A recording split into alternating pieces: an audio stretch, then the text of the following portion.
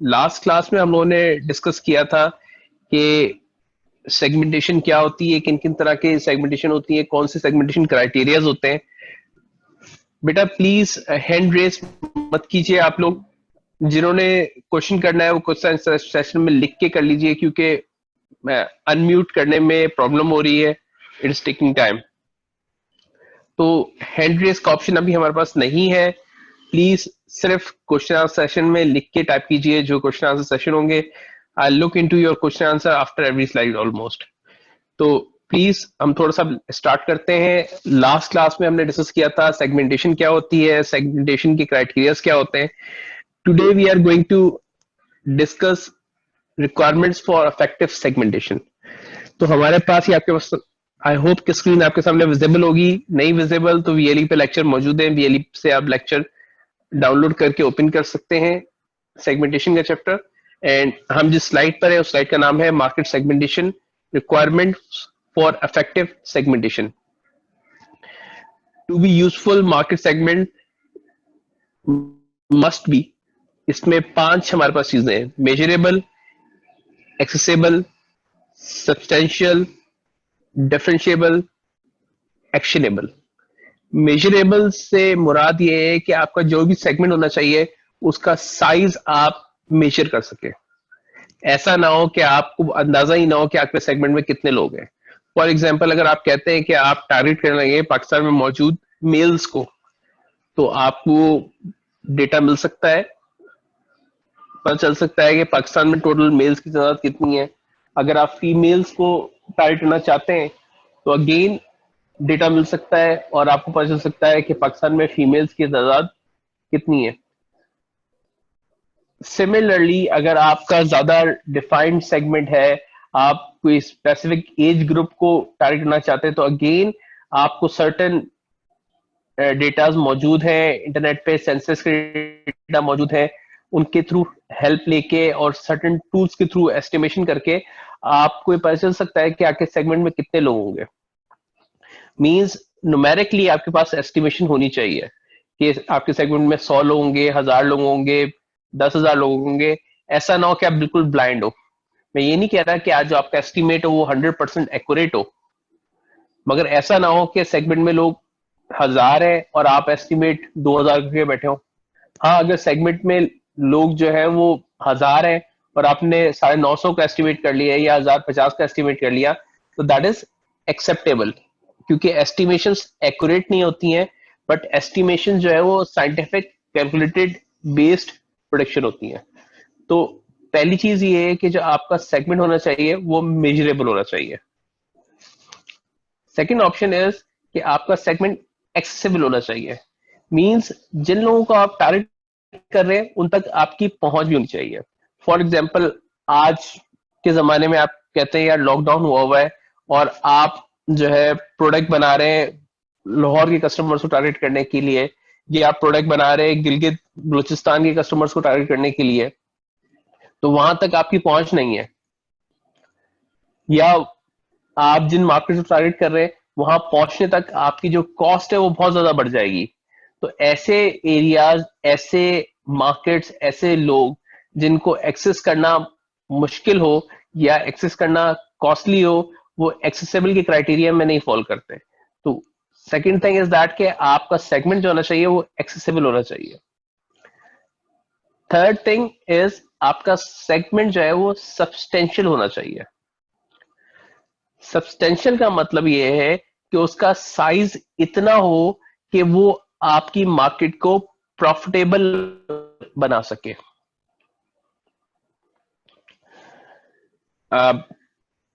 बेटा Bisma, voice break हो रही है तो कोशिश करें जितना आप लोग अभी सुन सकते हैं सुने। जैसे मैंने पहले आप लोगों को कहा है कि मैंने वीडियो लिंक्स कुछ बनाए हैं लेक्चर्स के, ठीक है, और वो वीडियो चैप्टर नंबर 1 की मैंने आपके साथ शेयर कर दी है। आई वुड रिक्वेस्ट कि आप उन वीडियोस को जाके रिव्यू करें, और अगर वो वीडियोस आपके लिए हेल्पफुल हैं या उनमें कोई इंप्रूवमेंट चाहिए, कोई और इशू है, तो वो फीडबैक दें। उस फीडबैक और उस इंप्रूवमेंट की हेल्प से मैं बाकी लेक्चर्स के लिए भी वीडियो बनाऊंगा और वो आप लोगों के लिए शेयर कर दूंगा, तो आप लोगों को आसानी हो जाएगी। इस लेक्चर की भी अगर रिकॉर्डिंग पॉसिबल हुई तो मैं रिकॉर्डिंग आप लोगों के लिए अवेलेबल कर दूंगा। ठीक है, तो अभी कोशिश करें जितना आप लोगों को समझ में आ रहा है उतना समझने की कोशिश करें। आई अंडरस्टैंड कि नेट प्रॉब्लम होगी, वीडियोस वॉइस ब्रेक होगी। अगर वॉइस बहुत ज्यादा ब्रेक हो रही है तो मेरे पास ऑप्शन ये है कि मैं इस पर स्क्रीन शेयरिंग स्टॉप कर देता हूं और आप लोग अपने पास स्लाइड्स ओपन कर लें और मेरी बातों को फॉलो करते रहें। जब मैं अपने पास से स्क्रीन शेयरिंग स्टॉप करूंगा तो हमारी जो लोड है वो कम हो जाएगा इंटरनेट के ऊपर और वॉइस के अंदर क्लैरिटी आ जाएगी। ठीक है, अगर ऐसा करना है तो आप लोग मुझे क्वेश्चन आंसर सेशन में सजेस्ट कर दें, मैं स्क्रीन शेयरिंग ऑफ कर दूंगा अगर ज्यादातर लोगों को ये प्रॉब्लम हो रही है तो। ओके, तो yes we were discussing substantial. Substantial का मतलब ये है कि आपका सेगमेंट का साइज कम से कम इतना हो कि वो सेगमेंट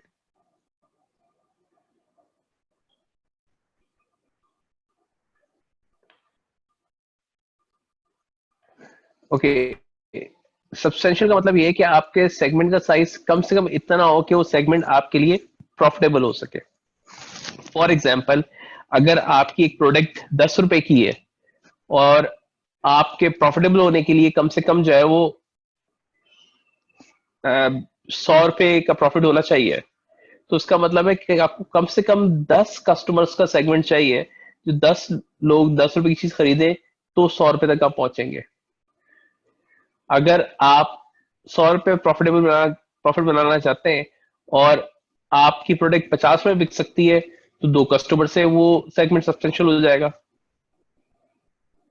राइट, तो सेगमेंट का साइज, उसकी रिक्वायर्ड प्रॉफिटेबिलिटी, इन चीजों पर डिपेंड करता है कि सेगमेंट सब्सटेंशियल कैसे होगा। आपके सेगमेंट का साइज एटलीस्ट इतना होना चाहिए कि वो सब्सटेंशियल हो सके। बहुत छोटा सेगमेंट हो जिससे आपकी प्रॉफिटेबिलिटी ड्रॉ नहीं हो सकती हो तो वो सब्सटेंशियल नहीं होगा।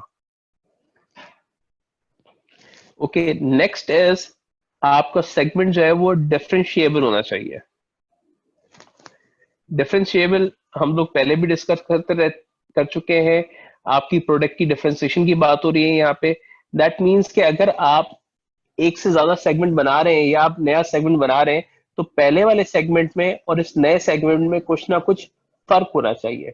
फॉर एग्जाम्पल, लिप्टन कंपनी जो यूनिलीवर है, यूनिलीवर डिफरेंट चाय की ब्रांड्स बनाती है, जिसमें एक लिप्टन है, जिसमें एक सुप्रीम ब्रुक बॉन्ड है। तो ये लिप्टन एक सेगमेंट है, सुप्रीम ब्रुक बॉन्ड दूसरा सेगमेंट होगा। अच्छा, अनोनमस अटेंडी ने मुझे कहा है कि आवाज ब्रेक हो रही है, तो बेटा 2-4 लोग मुझे कह रहे हैं आवाज ब्रेक हो रही है, तो मैं इस वक्त स्क्रीन शेयरिंग ऑफ कर रहा हूँ। सेकेंडली, अनोनमस अटेंडी से मैं रिक्वेस्ट कर रहा हूँ जिन्होंने अभी भी मैसेज किया कि आवाज ब्रेक हो रही है, प्लीज अपने नाम के साथ लॉग इन हो, अपने नाम के साथ लॉग इन हो, अदरवाइज मुझे नहीं पता चलेगा आप कौन है और फिर आप लोग की अटेंडेंस में मसला होगा।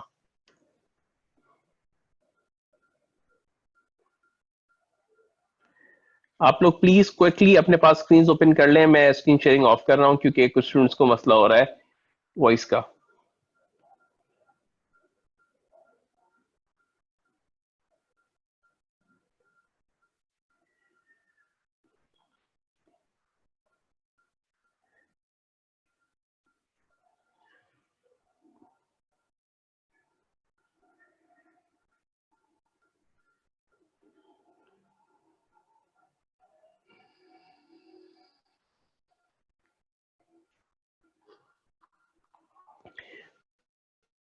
ओके, आई होप कि आप लोगों ने अपने पास स्लाइड्स ओपन कर ली होंगी एंड आई होप कि आवाज थोड़ी सी बेहतर हो गई होगी क्योंकि मैंने स्क्रीन शेयरिंग ऑफ कर दी है। तो okay students, we were discussing differentiable. तो मैं आपसे ये बात कर रहा था कि आप अगर एक नया सेगमेंट बनाना चाह रहे हैं तो इट इज वेरी इंपॉर्टेंट कि आपका नया सेगमेंट पहले एग्जिस्टिंग सेगमेंट से डिफरेंट होना चाहिए। जैसे मैंने आप लोगों को अभी एग्जांपल दी कि यूनिलीवर की डिफरेंट टी ब्रांड्स हैं, जिसके अंदर लिप्टन है, जिसके अंदर सुप्रीम ब्रुक बॉन्ड है, जिसके अंदर A1 कड़क चाय है, जिसके अंदर और भी बहुत सारी ब्रांड्स है। तो अगर यूनिलीवर लिप्टन के बाद एक और ब्रांड लॉन्च कर रहा है जो कि सुप्रीम ब्रूक बॉन्ड है, तो इसके लिए जरूरी है कि सुप्रीम ब्रूक बॉन्ड के कस्टमर में और लिप्टन के कस्टमर में फर्क होना चाहिए, उनकी एज में, उनकी पर्सनालिटी में, उनके डेमोग्राफिक में, जियोग्राफिक में, बिहेवियर में, साइकोग्राफी में, किसी न किसी चीज में फर्क होना चाहिए। ये फर्क हो तभी आपका सेगमेंट कामयाब होगा। अगर आप सेम कस्टमर के लिए एक से ज्यादा ऑप्शन लॉन्च कर देंगे तो वहां पर फिर आपकी एक प्रोडक्ट की मार्केट दूसरी प्रोडक्ट लेना शुरू कर देगी, राइट? तो आपका सेगमेंट डिफरेंशिएबल नहीं होगा। Last one is actionable, means कि आप जो भी सेगमेंट बना रहे हैं उनको सर्व करना रियलिस्टिक हो। पता चला कि आपने एक ग्रुप सेलेक्ट किया और उनके लिए आप एक ऐसी प्रोडक्ट बना रहे हैं जिसको बनाने के आपके पास फंड मौजूद नहीं है। आपने डिसाइड किया कि आप जो है वो ऐसा टूथपेस्ट बनाएंगे यंग ग्रुप के लिए, उसकी पोजीशनिंग ये करेंगे कि उससे 1 मिनट में जो टीथ हैं वो स्पार्क करना शुरू हो जाए, बिल्कुल वाइट हो जाए। अब एक्चुअली आपके पास टेक्नोलॉजी नहीं है कि आप ऐसी चीज बनाए, तो that is not actionable, right? So affective segmentation के हमारे पास 5 क्राइटेरियाज हैं। एक measurable, second accessible, third substantial, fourth differentiable and fifth is actionable. ये सारे मैंने एक्सप्लेन कर दिए हैं। अगर क्विकली आप लोगों के पास कोई क्वेश्चंस हैं इससे रिगार्डिंग तो पूछ लीजिए, अदरवाइज हम इससे नेक्स्ट स्लाइड पे मूव कर रहे हैं।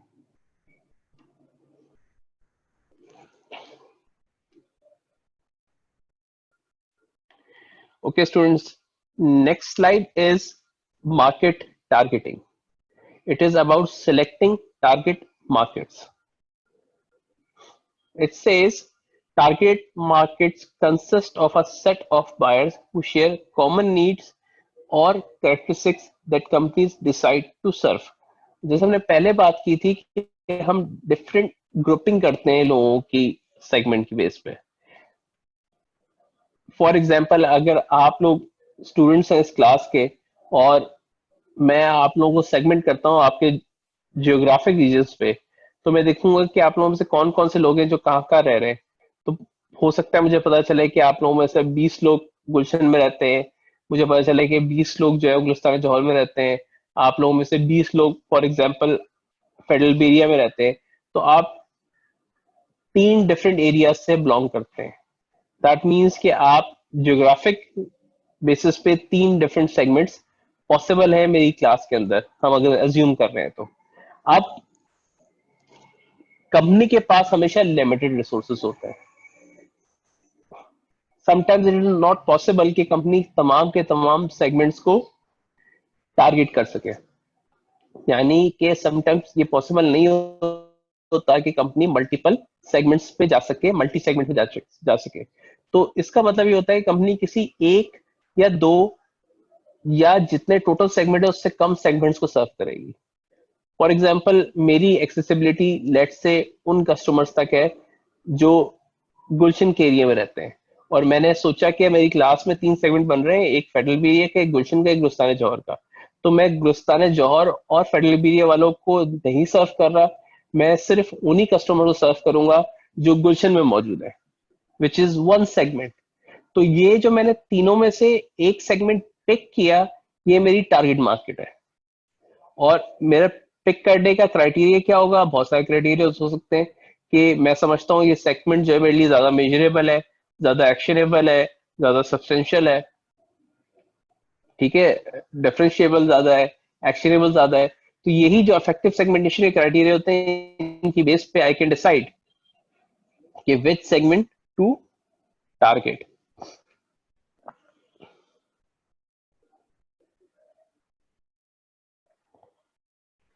मोहम्मद असद नासिर, आपने लिखा है लाइक ऑल्टरनेटिव प्रोडक्ट।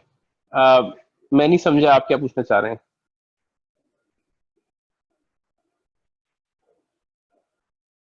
ठीक है, जसरूप आ गया है मेरे पास।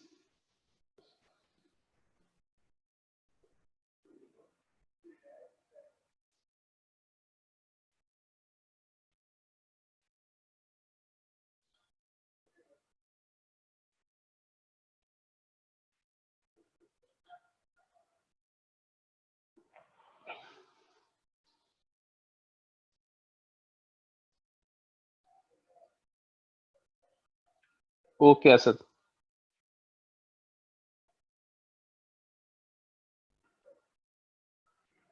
ओके, आई होप कि टारगेट मार्केट क्लियर हो गई होगी आपसे, आपको। तो हम नेक्स्ट उसमें मूव कर रहे हैं स्लाइड में।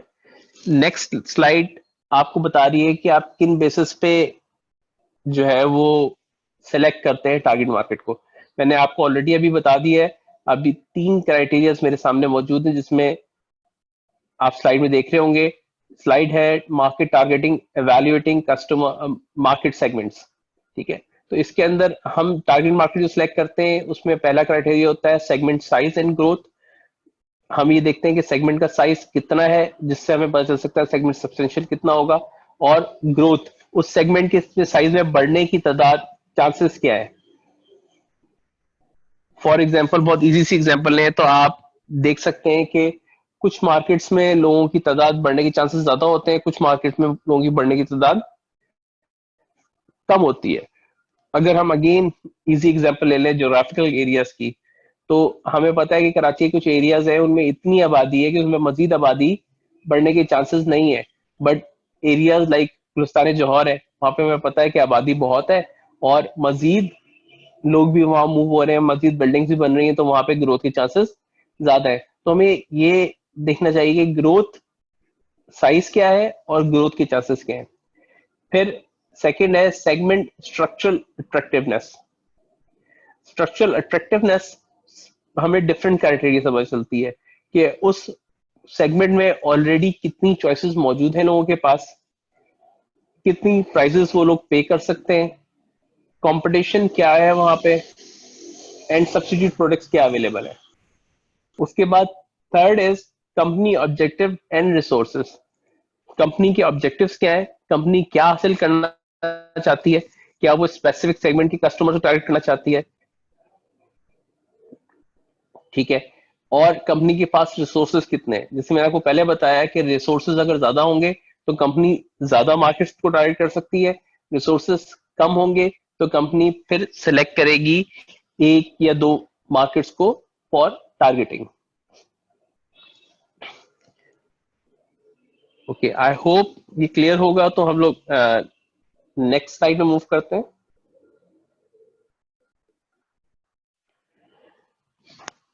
ओके, नेक्स्ट स्लाइड हमारे पास है टारगेट मार्केटिंग स्ट्रेटजीज, जिसके अंदर पहली स्ट्रेटजी हमारे सामने आ रही है, that is undifferentiated market.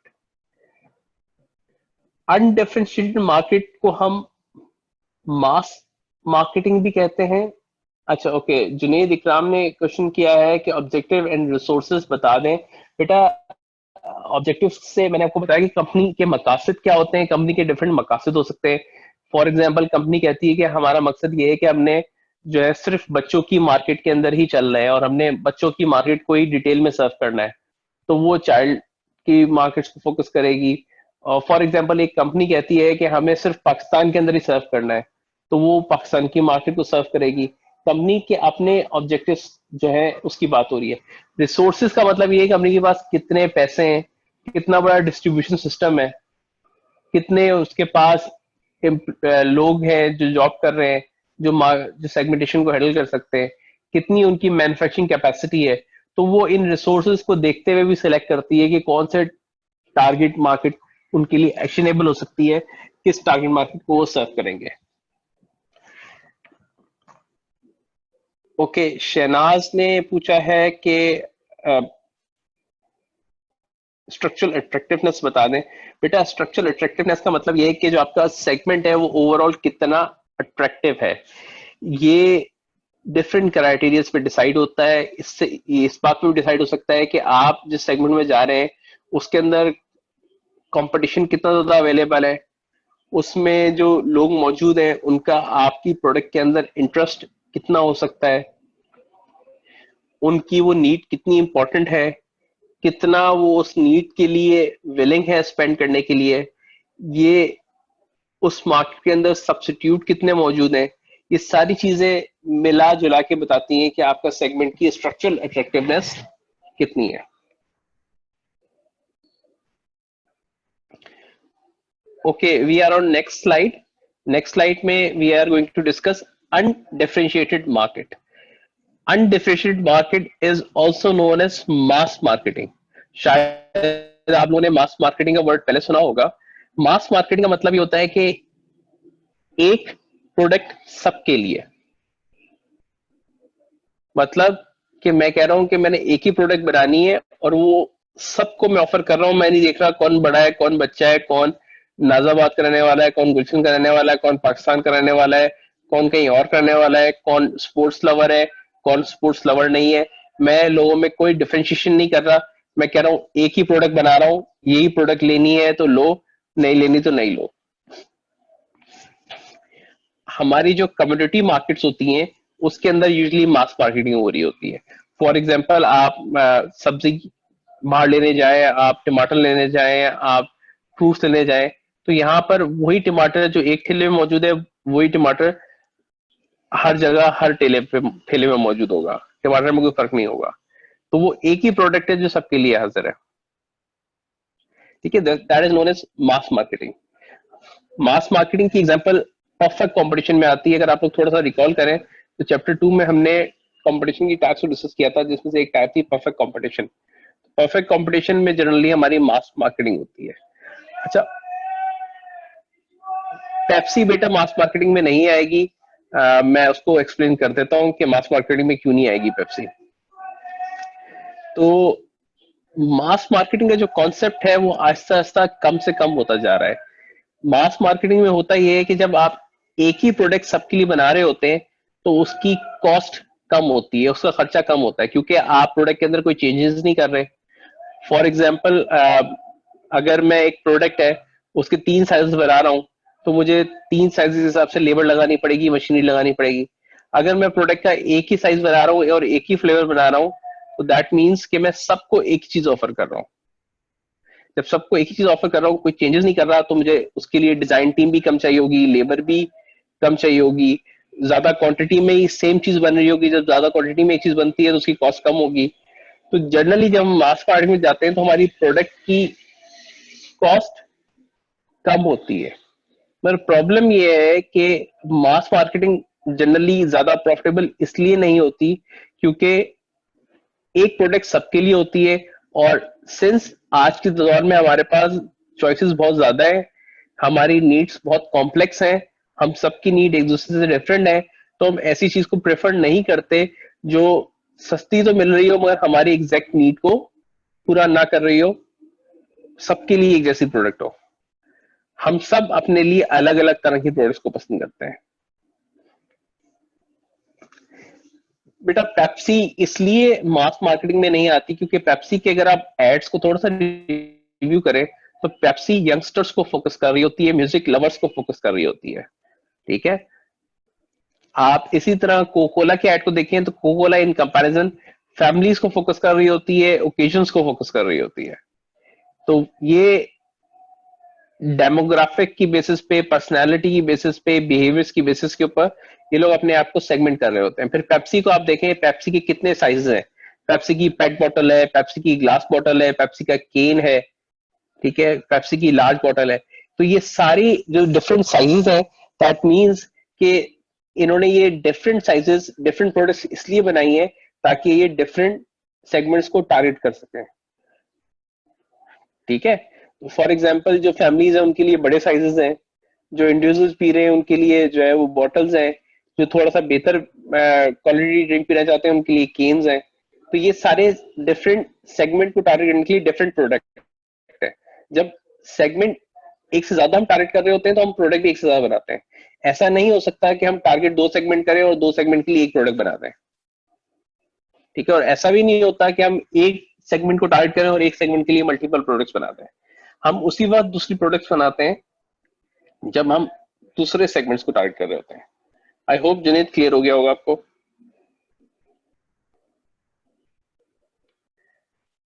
Okay, next slide पे आप देख सकते हैं कोकोला का एड है।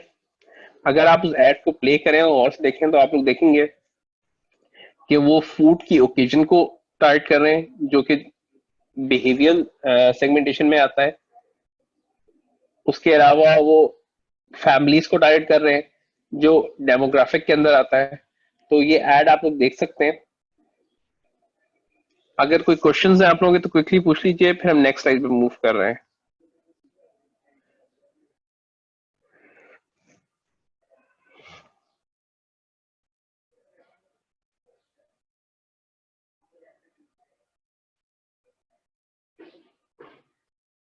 बेटा मास मार्केटिंग की, अनडिफरेंशिएटेड मार्केटिंग की बेस्ट एग्जांपल मैंने आपको बताई कि हमारा जो परफेक्ट कंपटीशन है, जैसे हमारा मार्केट में खुला दूध दही मिल रहा होता है, जो हमारा टमाटर आलू प्याज जो मिल रहा होता है मार्केट के अंदर, ओपन जो मिल रहे होते हैं, ये मास मार्केट में आते हैं, अनडिफरेंशिएटेड मार्केट में आते हैं। अब हो ये रहा है कि हर चीज के अंदर मार्केट के अंदर डिफरेंशिएशन की जा रही है, क्योंकि बिजनेसमैन को पता चल गया है, मार्केट को पता चल गया है कि लोग वो प्रोडक्ट प्रेफर करते हैं जो उनके लिए सूटेबल हो, तो हर प्रोडक्ट की मास मार्केटिंग की जा रही है। हाँ, आप ये देख सकते हैं कि हमारा जो गवर्नमेंट की वाटर सप्लाई आ रही होती है, दैट इज मास मार्केटेड। ये इलेक्ट्रिक भी किसी हद तक जो है वो डिफरेंशिएटेड मार्केट है, क्योंकि आप देखते हैं कि उन्होंने भी के इलेक्ट्रिक ने अब शुरू कर दिया है peak hours, off peak hours, industrial users, home users, तो उन्होंने भी डिफरेंशिएशन स्टार्ट कर दी है। तो हर जगह आपको डिफरेंशिएशन की एग्जांपल्स मिलेंगी, क्योंकि मास मार्केटिंग की कॉस्ट तो कम होती है, but mass marketing is not very profitable. लोग ऐसी प्रोडक्ट को प्रेफर नहीं करते।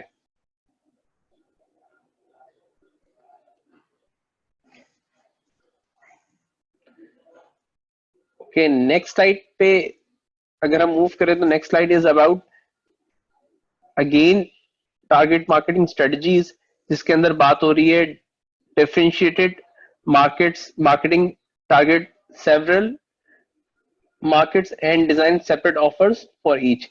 यहाँ पर डिफरेंशिएटेड मार्केट की बात हो रही है। डिफरेंशिएटेड मार्केट का मतलब वही है कि हम सेगमेंट सेलेक्ट करते हैं और सेगमेंट्स को हम टारगेट करते हैं। जैसे मैंने आपको पहले बताया कि हर डिफरेंट मार्केट के लिए डिफरेंट प्रोडक्ट होती है। फॉर एग्जाम्पल, जो टी के इलीट क्लास कस्टमर है या middle class upper middle class customer है, उनके लिए लिप्टन है। जो मिडिल और लोअर क्लास कस्टमर है उनके लिए जो है सुप्रीम ब्रूक बॉन्ड है। जो अ, हमारे सबअब्स के कस्टमर्स हैं उनके लिए A1 कड़क चाय है। अगेन स्पेसिफिकली A1 कड़क चाय is more Punjab focused.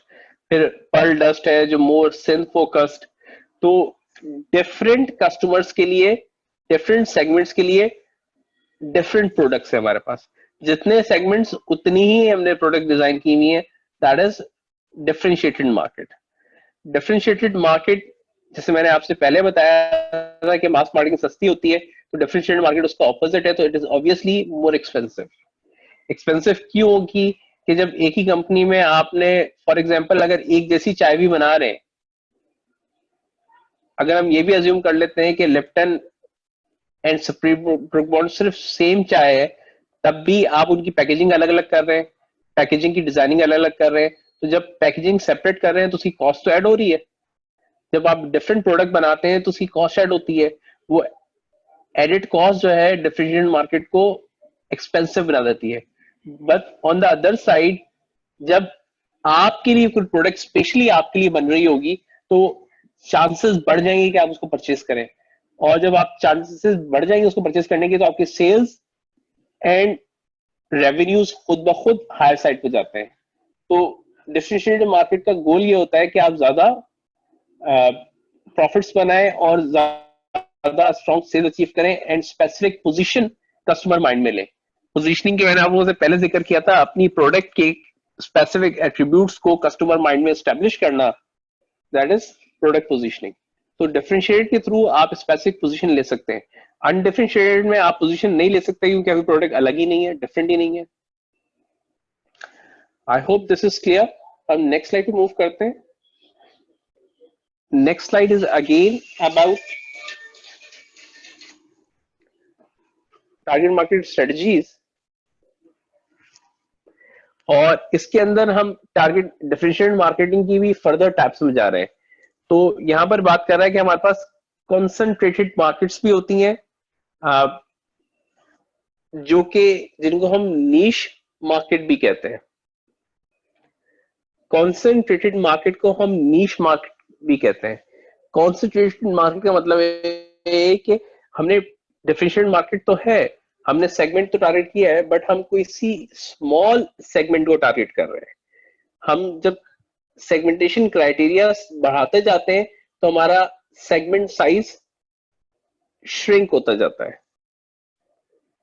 Right. For example हमने कहा यार हम पाकिस्तान में मेल्स को फोकस करेंगे। अब आप ये देखेंगे मेल्स पाकिस्तान में बहुत बड़ी तादाद में होंगे। अब मैं कहता हूँ मेल्स में सिर्फ वो फोकस करूंगा जो 20 से 25 साल में, साइज कम हो गया। अब मैं कहता हूं कि मेल्स मैं वो फोकस करूंगा जो 20 से 25 साल में है और यूनिवर्सिटी स्टूडेंट भी हैं, और साइज कम हो गया। अगर मैं कहूं कि मैं सिर्फ उन लोगों को फोकस करूंगा जो मेल्स हैं 20-25 है, स्टूडेंट्स हैं और कराची के स्टूडेंट्स हैं, और साइज छोटा हो गया। अब मैं इनमें से भी स्पेसिफाई कर दूं कि मैं सिर्फ प्राइवेट यूनिवर्सिटीज के स्टूडेंट को फोकस करूंगा, तो वो और साइज छोटा हो जाएगा। तो ये जितना हम सेगमेंटेशन क्राइटेरिया को एड ऑन करते जाते हैं उतना ही हमारा मार्केट का साइज श्रिंक होता जाता है। That is known as niche marketing and also concentrated marketing. Concentrated और नीश मार्केटिंग उस वक्त होती है जब कंपनी के रिसोर्सेज लिमिटेड होते हैं, ठीक है। जब आप बहुत बड़ी मार्केट को सर्व नहीं कर सकते तो आप किसी छोटी मार्केट के लिए प्रोडक्ट बनाते हैं। फॉर एग्जाम्पल आप लोग बिजनेस स्टार्ट करना चाहते हैं, अब आपके लिए मुश्किल है कि आप पूरे पाकिस्तान को सर्व करें, तो आप सिर्फ अपने इलाके के अंदर शॉप खोलेंगे और सिर्फ अपने इलाके के कस्टमर्स को सर्व करेंगे, ठीक है। That is niche marketing. Niche marketing की एग्जांपल हम देखें तो फरारी भी नीश मार्केट में आती है। फरारी बहुत कम मॉडल बनाती है, बहुत कम लोगों के लिए बनाती है। इसके मुकाबले हम देखें तो टोयोटा कंपनी बहुत बड़ी कंपनी है, फरारी उसके मुकाबले में बहुत छोटी कंपनी है, और फरारी बहुत एक्सक्लूसिव कार्स बनाती है। उसकी नीश मार्केट इसलिए भी बहुत छोटी है क्योंकि फरारी के जो कस्टमर है उनका ग्रुप ही बहुत छोटा है। तो नीश मार्केट के जो बेनिफिट्स होते हैं कि आप जब छोटे ग्रुप को टारगेट कर रहे होते हैं तो आप उनको ज्यादा अच्छी तरीके से समझ सकते हैं, उनकी नॉलेज ज्यादा अच्छे से गेन कर सकते हैं और उनको ज्यादा इफेक्टिवली और एफिशिएंटली टारगेट कर सकते हैं। जब आप किसी ग्रुप की ज्यादा अच्छे से नीड समझ के प्रोडक्ट बनाएंगे तो इसका मतलब ये है कि आपने उसकी नीड को बेहतर समझा है।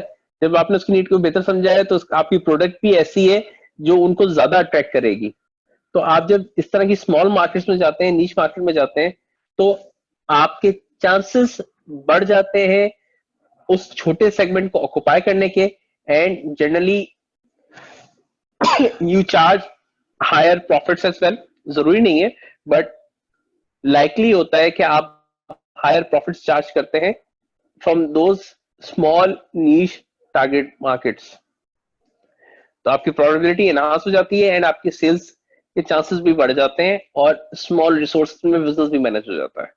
That is the benefit of concentrated market. Next slide में अगेन हम टारगेट मार्केट की स्ट्रेटजीज को कंटिन्यू कर रहे हैं और यहाँ पे कॉन्सेंट्रेटेड मार्केटिंग की ही टाइप को डिस्कस किया जा रहा है, जिसको हम माइक्रो मार्केटिंग कहते हैं। कॉन्सेंट्रेटेड मार्केटिंग की टाइप है जिसको हम कहते हैं micro marketing. Micro marketing is a practice of tailoring products and marketing programmes to suit the taste of specific individuals and locations. जिससे मैंने आपको बात की कि आप अपने मोहल्ले में कोई शॉप खोलते हैं तो आप अपने मोहल्ले वालों को ज्यादा बेहतर जानते होंगे, उनके लिए ज्यादा बेहतर प्रोडक्ट अवेलेबल कर सकते हैं। That is also known as local marketing and individual marketing. Individual marketing का मतलब ये होता है मास कस्टमाइजेशन। इंडिविजुअल मार्केटिंग को हम मास कस्टमाइजेशन भी कहते हैं, ठीक है। लोकल मार्केटिंग का मतलब ये है कि आपने एक नेबरहुड के लिए कोई स्पेसिफिक प्रोडक्ट बना दी, आपने शॉप खोल दी नेबरहुड के लिए, नेबरहुड की नीड्स को आप ज्यादा अच्छी तरीके से जानते हैं, समझते हैं, आप सिर्फ उसी नेबरहुड को ही सर्व कर रहे हैं। इंडिविजुअल मार्केटिंग का मतलब ये है कि हाँ आप हर इंडिविजुअल के लिए डिफरेंट प्रोडक्ट बना रहे हैं, हर एक इंसान के लिए जो आपका कस्टमर है उसके लिए आप डिफरेंट प्रोडक्ट बना रहे हैं। इसकी आप एग्जांपल देखें तो एक दर्जी के पास जब कपड़े सिलवाने जाते हैं तो दर्जी आपका लिए आपके साइज का ही सूट सीता है। प्यारी ने पूछा है व्हाट इज मास कस्टमाइजेशन। बेटा मास कस्टमाइजेशन को इंडिविजुअल मार्केटिंग भी कहते हैं, उसी को मैं एक्सप्लेन कर रहा हूँ कि मास कस्टमाइजेशन का मतलब ये होता है कि हर एक इंसान के लिए, हर एक कस्टमर के लिए अलग से पूरी प्रोडक्ट बनाना। ठीक है, उसकी एग्जांपल मैं दे रहा हूं कि जब आप टेलर के पास जाते हैं, जब दर्जी के पास जाते हैं कपड़े सिलवाने के लिए, तो दर्जी आपके साइज के अकॉर्डिंगली कपड़ा सीता है। ठीक है, आपकी मर्जी के डिजाइन से वो कपड़ा सीता है। वो आप जा रहे हो और आपके साथ आप कोई बहन या भाई जा रहा है, तो उसके ऐसा नहीं होगा कि आप दोनों के लिए वो एक ही सी देगा। वो उसके साइज के हिसाब से उसके लिए सिएगा, आपके साइज के हिसाब से आपके लिए सिएगा। तो यहां पर क्या हो रही है कि एक इंडिविजुअल बंदे के लिए अलग प्रोडक्ट बन रही है। इसकी लार्ज स्केल पे एग्जांपल देखें तो आप सबवेज आप लोगों ने ट्राई किए होंगे। सबवे में जब आप जाते हैं तो वहां पर आपके पास ऑप्शन ये होता है कि आप अपनी मर्जी की चीजें मौजूद होती हैं, उसमें से आप अपनी मर्जी के सैंडविच बनाते हैं। हो सकता है वहां पे 10 लोग गए हो, 10 के 10 लोगों ने अलग अलग अलग अलग सैंडविच बनवाए। तो दैट इज इंडिविजुअल मार्केटिंग और मास कस्टमाइजेशन। मास कस्टमाइजेशन का मतलब यह है कि हम बड़े लेवल पे कस्टमाइजेशन कर लेते हैं प्रोडक्ट के अंदर। ठीक है, इसी तरह आप लोग डेस्कटॉप कंप्यूटर खरीदने जाते हैं, उसमें अपनी मर्जी की रैम लगवा लेते हैं, अपनी मर्जी का मदरबोर्ड लगवा लेते हैं, अपनी मर्जी की हार्ड डिस्क लगवा लेते हैं। तो ये भी मास कस्टमाइजेशन हो रही है। आप एक इंडिविजुअल के अकॉर्डिंगली प्रोडक्ट को चेंज किया जा रहा है। आप हेयर ड्रेसर के पास जाते हैं कटिंग करवाने के लिए, तो वो आपके हेयर आपके हिसाब से कटिंग करके देता है। Right, so these are the example of mass customization which is also known as individual marketing. Once again इसका मतलब ये होता है कि हर इंडिविजुअल के लिए अलग प्रोडक्ट बनाना। ठीक है, ये इसमें अगर हम एक एक्सट्रीम देखें तो एक एक्सट्रीम है मास मार्केटिंग, जहां सबके लिए एक ही प्रोडक्ट है, और दूसरी एक्सट्रीम है इंडिविजुअल मार्केटिंग, जहां हर बंदे के लिए अलग प्रोडक्ट है। आई होप कि आप लोग को क्लियर हो गया होगा। तो हम नेक्स्ट स्लाइड में मूव करते हैं।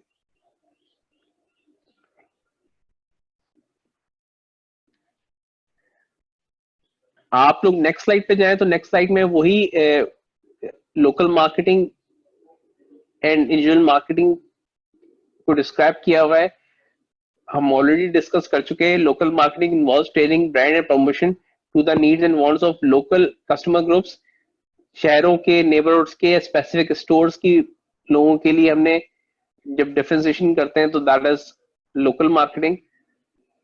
फॉर एग्जांपल एक स्टोर है जो गुलशन में खुला हुआ है और एक स्टोर डिफेंस में खुला हुआ है, दोनों के अंदर जो असॉर्टमेंट्स पड़ी होंगी, जो प्रोडक्ट्स मौजूद होंगे, उनमें फर्क होगा।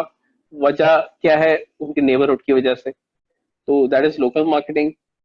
इंडिविजुअल मार्केटिंग की एग्जांपल्स मैंने ऑलरेडी आप लोगों से डिस्कस कर ली है। मैंने आपको बताया था कि it is also known as mass customization, it is also known as one to one marketing, and it is also known as markets of one marketing. इसकी एक्सप्लेनेशन मैं आप लोगों को ऑलरेडी कर चुका हूं। तो हम नेक्स्ट मूव करते हैं।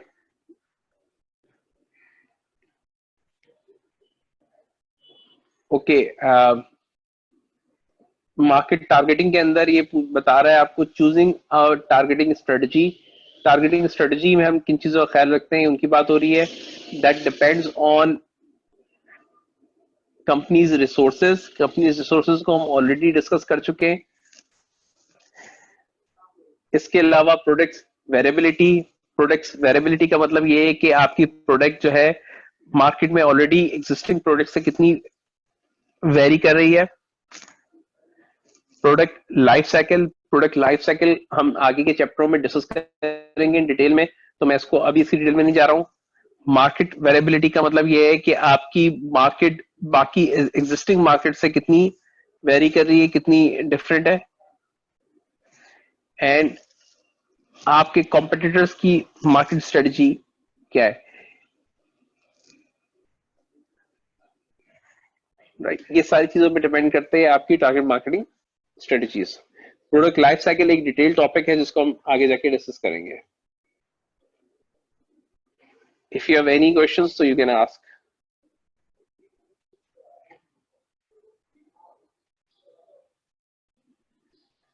ओके, जैसे हमने पास्ट में डिस्कस किया था कि हम इस वक्त सोशल मार्केटिंग एरा में है, एंड सोशल मार्केटिंग एरा के अंदर इट इज वेरी इंपॉर्टेंट कि हम सोशल रिस्पॉन्सिबिलिटीज का ख्याल रखें, एथिक्स का ख्याल रखें, मार्केटिंग एथिक्स का ख्याल रखें। तो नेक्स्ट स्लाइड जो हमारी है that is about socially responsible target marketing.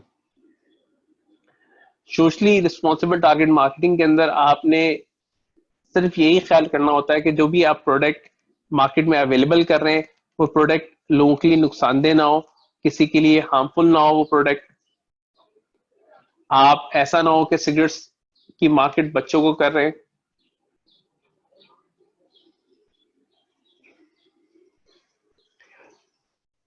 Okay, मेरे पास कुछ क्वेश्चंस आए हुए हैं, मैं उनको डील कर लूं बिफोर मूविंग फॉरवर्ड। बेटा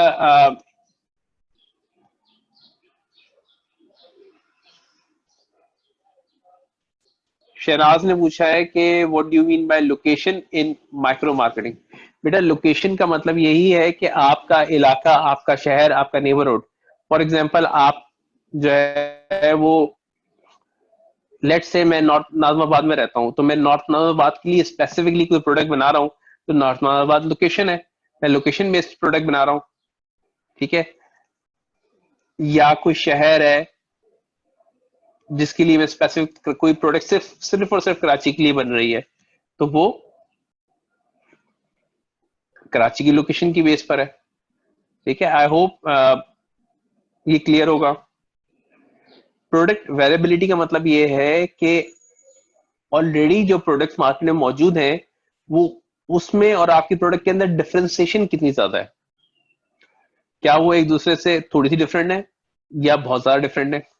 अगर हम पेप्सी और कोक की बात करें तो पेप्सी एंड कोक की डिफरेंशिएशन टेस्ट की बेस पे बहुत मामूली सी है, बट इमेज की बेस पे डिफरेंशिएशन बहुत स्ट्रांग है। तो आपकी प्रोडक्ट अवेलेबल मार्केट में अपने प्रोडक्ट्स उनसे कितनी सिमिलर है और कितनी डिफरेंट है, ये आपकी प्रोडक्ट वेरिएबिलिटी है।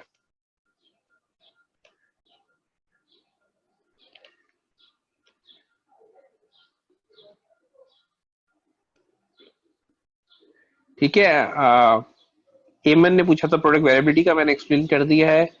एंड शनाज ने माइक्रो मार्केटिंग का पूछा था, मैंने एक्सप्लेन कर दिया है। हम डिस्कस कर रहे थे एथिकल मार्केटिंग को। एथिकल मार्केटिंग में फॉर एग्जांपल ये हो सकता है कि हम सिगरेट्स के ऐड जो नहीं चलते, दैट इज एथिकल मार्केटिंग। हम सिगरेट्स बच्चों को या 18 साल से कम वालों को अवेलेबल नहीं करते, एथिकल मार्केट है। पाकिस्तान के अंदर अल्कोहल की मार्केटिंग हम नहीं करेंगे, एथिकल मार्केट है। हम मार्केटिंग में कोशिश करें कि सोसाइटी के वेलफेयर का ख्याल रखें, हम सीएसआर एक्टिविटीज चलाते हैं, ये ethical and socially responsible market है। अब आपने देखा होगा कि प्लास्टिक बैग्स को डिस्करेज किया जा रहा है, that is also socially responsible and ethical marketing, right. I hope आप लोगों को क्लियर होगा ये। अगर कोई क्वेश्चन है तो पूछिए, otherwise we are moving forward. Okay student, next is differentiation and positioning. Product positioning को हम डिस्कस करते हैं। प्रोडक्ट पोजीशनिंग में आप लोगों को पहले भी ब्रीफली बता चुका हूं। Product positioning is basically occupying a specific space in customers mind. Customer के दिमाग में कुछ चीज अपनी प्रोडक्ट के बारे में बिठा देना, ये प्रोडक्ट पोजीशनिंग है। फॉर एग्जांपल, जब आप सैमसंग के फोन के बारे में सोचते हैं तो आपके जहन में क्या चीज आती है कि उनके डिस्प्लेज बहुत अच्छे हैं, तो उन्होंने आपके दिमाग में बिठा दिया कि उनके डिस्प्लेज अच्छे हैं, राइट। इसी तरह आप डेयरी मिल्क की पोजीशनिंग देखें तो डेयरी मिल्क प्रोडक्ट पोजीशनिंग ये कर रही है कि कुछ मीठा हो जाए, तो वो आप दिमाग में बिठा देंगे जब भी कोई हैप्पीनेस की ओकेजन होगी तो dairy milk is the option for you, right. तो जो पोजीशन मार्केटर्स आपके दिमाग में बिठा रहे हैं मींस प्रोडक्ट के जो स्पेसिफिक बेनिफिट्स वो आपके दिमाग में बिठा रहे हैं अपनी प्रोडक्ट से related, that is product positioning. Her product में अलग अलग बेनिफिट्स होते हैं, जो उस प्रोडक्ट के मेजर डिफरेंशिएटेड बेनिफिट्स हैं उनकी बेस पर वो चीज आपके दिमाग में बिठाते हैं। फॉर एग्जाम्पल अगर नाइक शूज की बात करें तो नाइक शूज के जो बेनिफिट्स हैं वो ये है कि that sport wear, that is athletic wear. तो उन आपके दिमाग में जब चीज वो बिठा रहे हैं कि Nike shoes is athletic and sports wear और प्रीमियम प्रोडक्ट है, तो that is their positioning in your mind. ये पोजिशनिंग होती कैसी है? ये पोजिशनिंग होती है थ्रू एडवर्टाइजमेंट। जो कम्युनिकेशन आपको दी जा रही है उसके थ्रू ये पोजिशनिंग कस्टमर के दिमाग में आती है। ठीक है, प्रोडक्ट के इंपॉर्टेंट एट्रीब्यूट्स को हाईलाइट करके आपके दिमाग में बिठाना। ये डिपेंड कर रहा होता है आपकी परसेप्शंस पे, आप प्रोडक्ट के बारे में क्या सोचते हैं, इंप्रेशंस पे, आपने प्रोडक्ट को जब देखा तो कैसी लगी आपको, एंड फीलिंग्स पे, जब प्रोडक्ट आप यूज करते हैं तो उसकी या एडवर्टाइजमेंट देखते हैं उसकी फीलिंग से आप क्या चीजें अडॉप्ट कर रहे होते हैं। इन तीन चीजों की बेस पे पोजीशनिंग आपके दिमाग में स्टैब्लिश होती है। Let me know if you have any questions.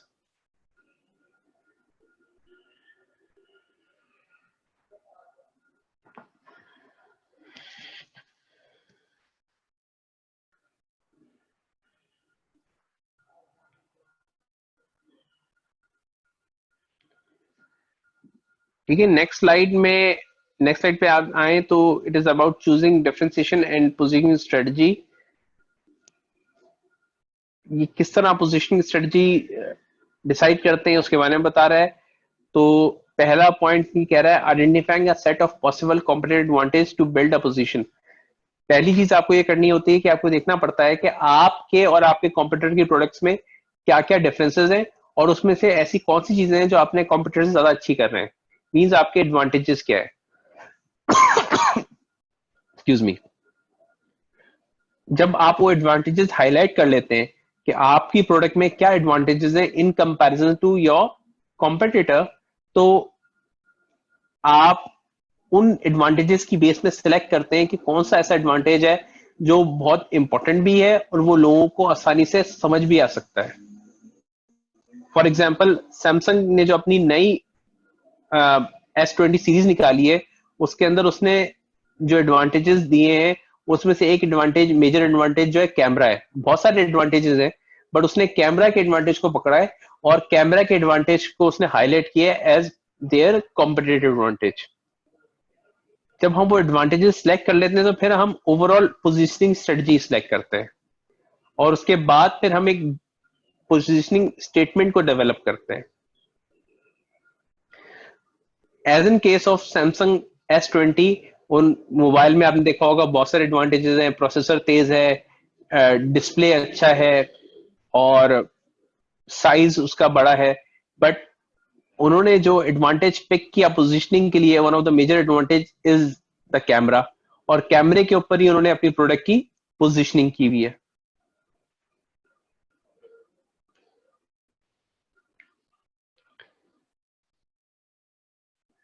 Any questions?